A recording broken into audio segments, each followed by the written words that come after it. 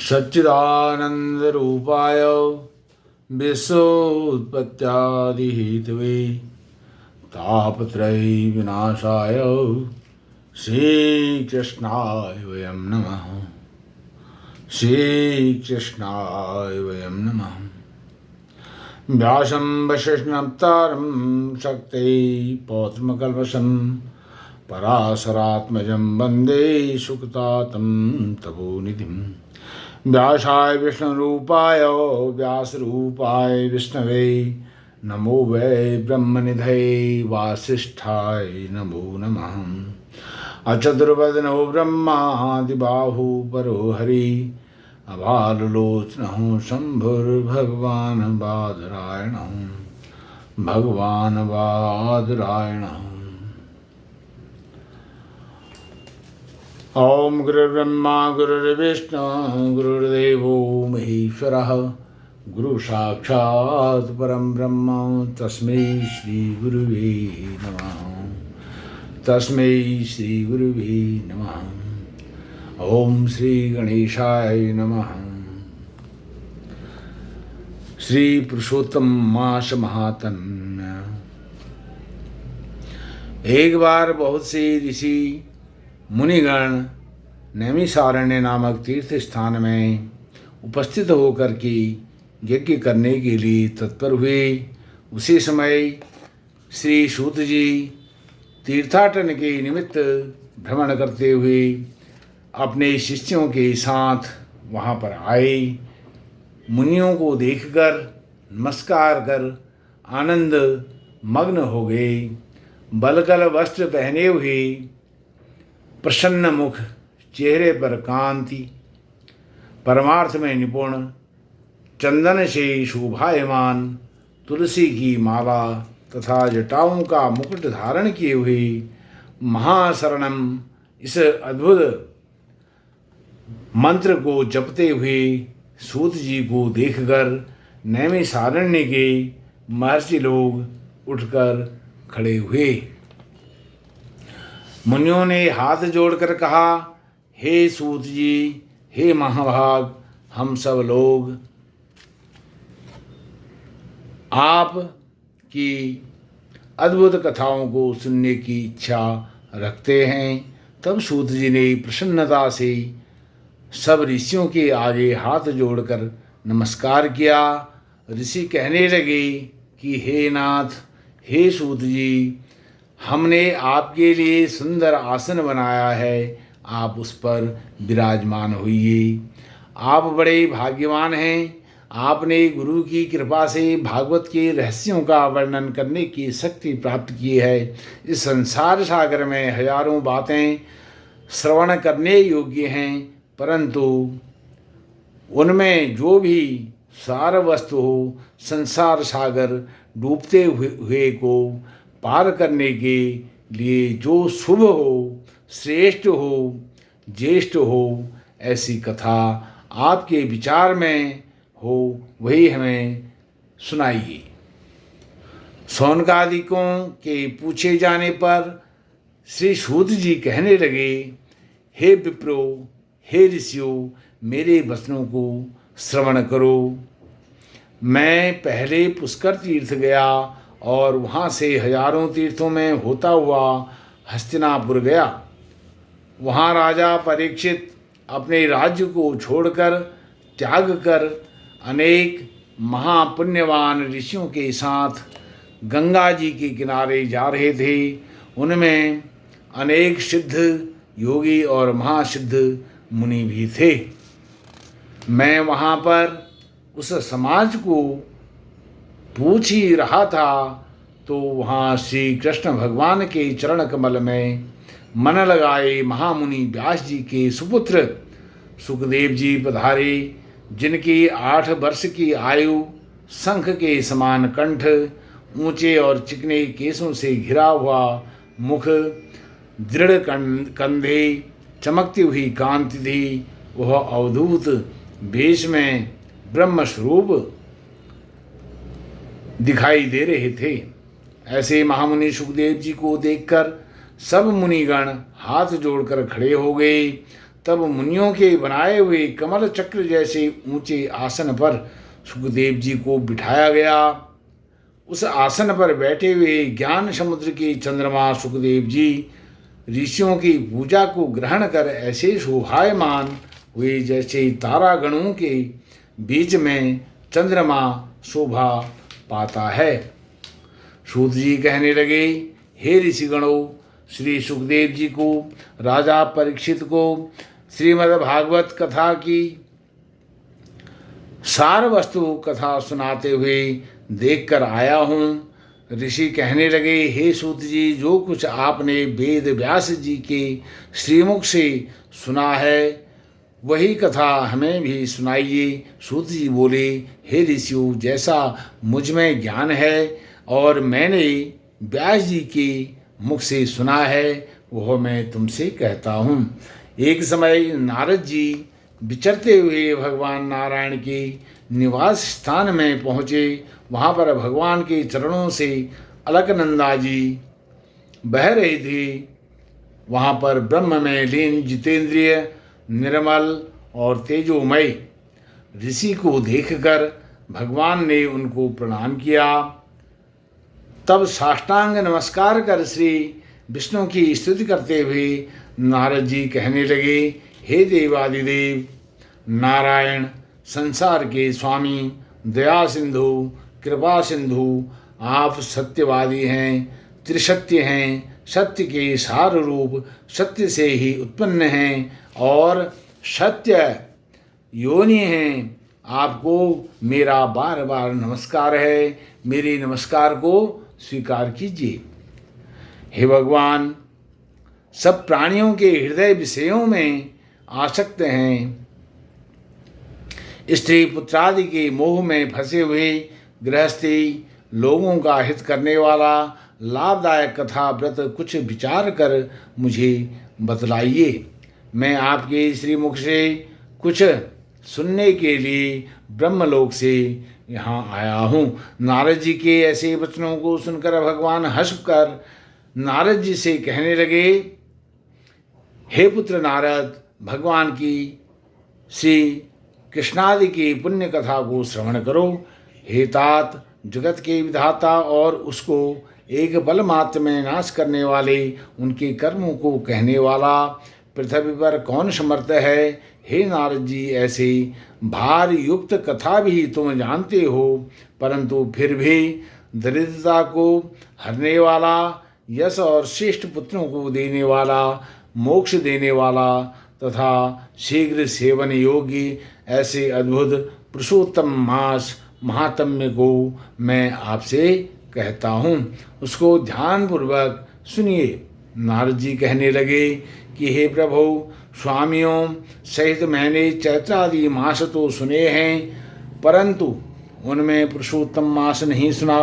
यह पुरुषोत्तम मास कौन सा मास है और यह कैसे उत्पन्न हुआ। हे कृपा निधे, हे दया सिंधु, हे कृपा सिंधु, यह सब आप मुझसे कहिए। इस मास का स्वरूप, प्रारूप और विधान मुझसे कहिए। क्या करना चाहिए, स्नान कैसे करें, दान क्या करें और जप, पूजा, उपवास आदि का क्या साधन है। इसके अतिरिक्त और भी कोई सार हो, यह सब बतलाइए। सूत जी कहने लगे, हे ऋषियों, नारद जी के ऐसे जनहितकारक वचनों को सुनकर भगवान चंद्रमा के समान शीतल और शांति देने वाले वचन बोले। हे नारद जी, जो कुछ भगवान कृष्ण ने राजा युधिष्ठिर से कहा वही मैं तुमसे कहता हूँ। एक समय धर्मराज युधिष्ठिर जुए में दुर्योधन से सब कुछ हार गए, तो द्रौपदी को बालों से पकड़कर दुष्ट दुशासन ने खींचा और वस्त्र खींचे, तो कृष्ण भगवान ने द्रौपदी की रक्षा की। उसके पश्चात युधिष्ठिर आदि पांडव राज्य को छोड़कर काम्यक वन को चले गए। वहाँ पर वन में युधिष्ठिर, द्रौपदी आदि बाल बिखेरे वन में रहने वाले हाथियों की तरह वन के फलों को खाकर अधिक दुख को प्राप्त हुए और वहीं जंगल में वन में विचरण करने लगे। एक समय देवकी के पुत्र श्री कृष्ण भगवान उनको दुखी जानकर काम्यक वन को गए। उस समय युधिष्ठिर आदि श्री कृष्ण भगवान को देखकर ऐसे प्रसन्न हुए मानो शरीर में प्राण आ गए हों। वे बड़े प्रेम से मिले और हरि के चरण कमलों में नमस्कार किया। द्रौपदी ने भी प्रणाम किया। राजा युधिष्ठिर को दुखी देखकर और ऐसे ही द्रौपदी को दुखी देखकर श्री कृष्ण भगवान भी अत्यंत दुखी हुए। जब विश्वात्मा भक्तवत्सल भगवान ने दुर्योधन को भस्म करने के लिए क्रोध किया तो मानो करोड़ों काल कराल के समान मुख से प्रलय काल की अग्नि उठी हो और दांतों को पीसते हुए मानो त्रिलोक को भस्म कर देंगे। तब अर्जुन भय से कांप उठा। युधिष्ठिर और द्रौपदी तथा दूसरे उपस्थित वृंद हाथ जोड़कर भगवान को प्रसन्न करने के लिए स्तुति करने लगे। अर्जुन कहने लगे, हे कृष्ण, हे जगन्नाथ, हे दया सिंधु, हे कृपा सिंधु, हे नाथ, हे नाथों के नाथ, मैं जगत से बाहर नहीं हूँ, फिर आप मेरी रक्षा क्यों नहीं करते? आप तो सारे जगत की रक्षा करने वाले हैं। जिनके नेत्र बंद करने से ब्रह्मा का पतन हो जाता है, जिनके क्रोध से सारे विश्व का नाश हो जाता है, कोई भी जीवित नहीं रह सकता। हे जगतपते, हे जगदाधार, इस संसार सागर से दूर करने वाले, इस संहार करने वाले क्रोध को दूर कीजिए। आपके क्रोध से संसार में प्रलय हो जाएगी। भगवान कहने लगे कि हे नारद जी, अर्जुन इस प्रकार कहकर हाथ जोड़कर श्री कृष्ण भगवान को नमस्कार करने लगे। तब श्री कृष्ण भगवान अर्जुन के इस प्रकार स्थिति वचन सुनकर शीतल हो गए। फिर प्रेम से व्याकुल होकर युधिष्ठिर आदि श्री भगवान को बारंबार नमस्कार करने लगे।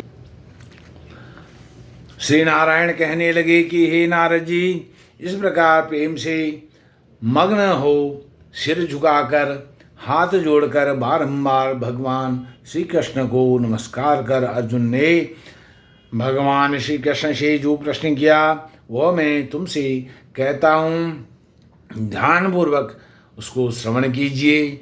हरि भगवान यह सब सुनकर पांडवों के हितकारक वचन कहने लगे।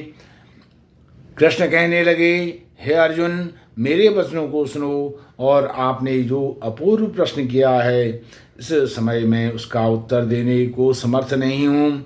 यह गुप्त प्रश्न ऋषियों को भी कठिन है, तो भी हे अर्जुन, मैं तुम्हारी मित्रता और भक्ति से प्रसन्न होकर अत्यंत कठिन उत्तर को क्रम से कहता हूँ, उसको सावधान होकर के सुनो। हे अर्जुन, एक समय में संयोगवश अधिक मास आया, उसको सब असहाय, निंदक, अपूज्य, मलमास और नवी की संक्रांति से वर्जित ऐसा कहते हैं। मल अथवा गंदा मांस होने से स्पर्श करने योग्य भी नहीं है, सब कर्मों में निंदित है, त्याज्य है। इस प्रकार लोगों के वचन सुनकर वह मलमास कांतिहीन निरुद्योगी दुखों से युक्त मेरे पास आया और वैकुंठ में जहाँ पर मैं निवास करता था स्वर्ण के सिंहासन पर बैठे हुए देखकर मुझको दंडवत प्रणाम किया और दोनों हाथ जोड़कर नेत्रों से आंसू बहाता हुआ इस प्रकार गिड़गिड़ाता हुआ कहने लगा। अधिकमास कहने लगा, हे नाथ, हे कृपा निधि, मलमास मेरा नाम है। मैं बलवानों से तिरस्कृत हूँ और यहाँ आया हूँ, फिर आप मेरी रक्षा क्यों नहीं करते? मुझको उन लोगों ने शुभ कर्म वर्जित अनाथ और सदैव घृणा की दृष्टि से देखा। अब आपकी दयालुता कहाँ गई? हे कृपा सिंधु, हे दया सिंधु, कठोरता क्यों हुई? इस प्रकार भगवान से कहकर मलिन मुख मलमास श्री कृष्ण के आगे आंसू बहाता हुआ बैठ गया। तब द्रवीभूत हरि आगे बैठे दीन वदन मलमास से कहने लगे, हे मलमास, हे तात, तुम अत्यंत दुखों में डूबे हुए हो। सो ऐसा भारी दुख तुम्हारे मन में क्या है? तुम किसी प्रकार का सोच मत करो। मैं तुझे दुख में डूबे हुए का उद्धार करूंगा। मेरी शरण में आकर तुम सोच करने योग्य नहीं हो। अब तुम्हारा इस प्रकार सोचना, पश्चाताप करना, हीन भावना को अपने अंदर रखना, यह सब ठीक नहीं है। नारायण बोले, ऐसे भगवान के वाक्य सुनकर मलमास दुखी होकर मधुसूदन भगवान से बोला, हे भगवान, आपको सब कुछ ज्ञात है। आपके बिना इस संसार में कुछ भी नहीं होता। हे भगवान, मेरे दुर्भाग्य की पीड़ा क्या आप नहीं जानते? तो भी हे नाथ, दुखी रूपी फांस में फंसा हुआ जैसा दुख किसी को न हुआ न देखा, सो आपसे कहता हूँ, क्षण, लव, मुहूर्त, पक्ष, मास, दिन, रात्रि अपने स्वामी की संज्ञा से और आज्ञा से सदा भय रहित होकर आनंद करते हैं। परंतु न मेरा कोई नाम है, न मेरा धर्म है, न कोई मुझको आश्रय देता है, न कोई मेरा मित्र है। इसी से सब देवताओं ने मेरा निरादर किया है, तिरस्कार किया है, और शुभ कर्मों में यह मलमास वर्जित है, त्याज्य है, ग्रहण करने योग्य नहीं है। ऐसा सभी अंध परंपरा से कहते हैं। इसलिए मैं मरना चाहता हूँ, जीना नहीं चाहता। हे नाथ, हे नारद जी, मैं मरूंगा, मैं मरूंगा, मैं मरूंगा। इस प्रकार बारंबार कह के मलमास शांत हो गया। तब नारद जी श्री नारायण से कहने लगे, हे महाभाग, चरणों में पड़े हुए अधिकमास को भगवान ने क्या कहा? भगवान बोले, हे निष्पाप नारद, जो हरि ने कहा सो मैं आपसे कहता हूँ। सुनो हे मुनिश्रेष्ठ नारद जी, कृष्ण भगवान के नेत्रों से संकेत पाकर गरुड़ मूर्छित हुए मलमास को अपने पंखों से हवा करने लगे। तब मलमास उठकर बोला, हे नाथ, मुझको यह अच्छा नहीं लगता। हे जगतपते, मुझ शरणागत को क्या आप त्यागना चाहते हो? मेरी रक्षा करो। इस प्रकार कांपते हुए बार बार कहते हुए मलमास से भगवान कहने लगे, हे भक्तवत्सल, हे वत्स, हे पुरुषोत्तम, मुझको तेरा दुख नहीं देखा जा सकता है।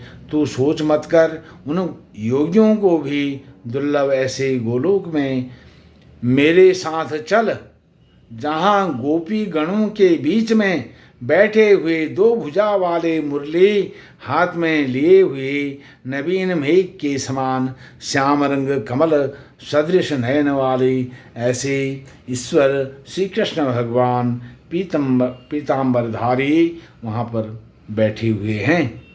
श्री कृष्ण भगवान गोलोक में तेरे दुख को दूर करेंगे। चलो वहाँ पर चलते हैं। श्री नारायण कहने लगे कि इतना कहकर हरि भगवान मलमास का हाथ पकड़कर गोलोक को ले गए।